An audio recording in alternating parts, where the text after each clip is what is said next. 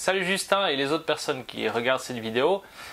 Alors j'ai pu voir sur une vidéo de Justin et Bi sur Red Truck qui connaissait pas la filasse avec la popote là pour mettre sur les systèmes d'eau, et il utilisait à la place de la tape isolante comme ça, comme pour le gaz, et il expliquait que justement c'était pas la meilleure solution mais qu'il connaissait pas et il ne savait pas faire avec la filasse. Du coup, je vais t'expliquer comment on fait avec la filasse. Comme ça, la prochaine fois, tu referas avec la filasse.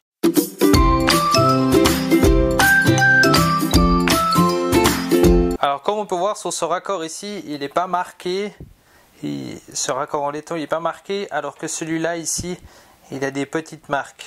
La différence, c'est qu'il faut ces marques pour que la filasse, ensuite, elle s'accroche correctement. Puis quand on va visser, elle ne va pas rester et puis se décrocher. Du coup, il existe un sort de petit appareil pour faire ici les marques, mais moi j'ai une solution un peu plus facile que tout le monde a à la maison, une scie à métaux comme ça, et puis vous venez gratter de haut en bas avec la lame, comme ça vous vous déplacez et vous venez marquer votre filetage, ce qui va faire ces petites dents qui va vous permettre d'accrocher comme il faut la filasse. Dès que vous en avez fait assez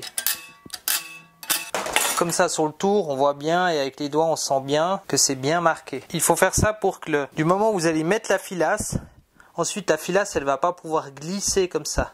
Quand elle sera bien serrée, elle va vraiment s'accrocher aux petites dents, et du coup quand vous allez venir visser votre raccord, par exemple celui-là, et la filasse elle va pas tourner avec le nouveau raccord que vous allez mettre, mais elle va crocher sur ses dents. C'est très important ça, parce que sinon vous allez tourner votre filasse et au final elle va se retrouver que seulement à la fin et plus sur le filetage, et du coup en fait elle aura disparu. Le principe de la filasse qui va faire l'étanchéité dans le filetage sera perdu, puis vous allez avoir des fuites. Donc du coup vous venez ensuite avec votre filasse, vous commencez au tout début du filetage et vous vous enroulez dans le sens où vous allez venir avec votre filetage. C'est-à-dire que là, cette pièce, je vais la tourner comme ça. Du coup, avec votre filasse, vous allez dans le même sens. Si vous avez un pas inversé, vous faites dans l'autre sens, mais c'est rare d'avoir des pas inversés. Donc du coup, vous venez comme ça, vous vous enroulez, vous repassez bien à l'endroit où vous avez commencé. Ensuite, vous ne mettez pas trop non plus. Donc vous faites chaque fois le début, un tour, vous repassez légèrement sur la droite et vous continuez jusqu'à la fin comme ça.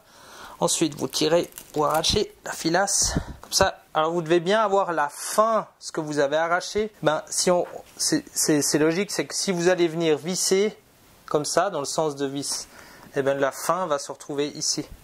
Ensuite vous prenez la papote, vous rajoutez une petite dosette comme ça, et là vous allez de nouveau dans le sens de vissage venir coller votre laine, votre chanvre, votre filasse avec pas mal de papotes comme ça. Vous pouvez légèrement enlever ce qu'il y a dans le trou d'où l'eau va passer, vous tournez bien comme ça et vous avez une bonne filasse. Ensuite il vous faut un étau, parce que souvent dès que vous avez mis la filasse il faut un étau et une bonne grosse clé comme ça pour venir serrer. Parce que là on est sur on doit quand même mettre pas mal de force. Ensuite vous venez engager votre raccord. Avec la filasse c'est toujours un peu plus difficile, mais dès que ça s'engage c'est parfait. Maintenant on vient serrer. Si votre filasse tourne pendant que vous serrez ce raccord, ça voudra dire que vous n'avez pas réussi à bien marquer, et du coup la filasse va se desserrer et au final l'étanchéité ne sera pas assurée. Bon alors là je vois c'est pas la filasse qui tourne, c'est mon raccord en dessous, je suis pas vissé au bon endroit. On remet à l'étau et là vous venez serrer et la filasse ne doit pas tourner, sinon c'est perdu. Alors je mets quand même de la force, ça veut dire que la filasse elle va bien dans le filetage.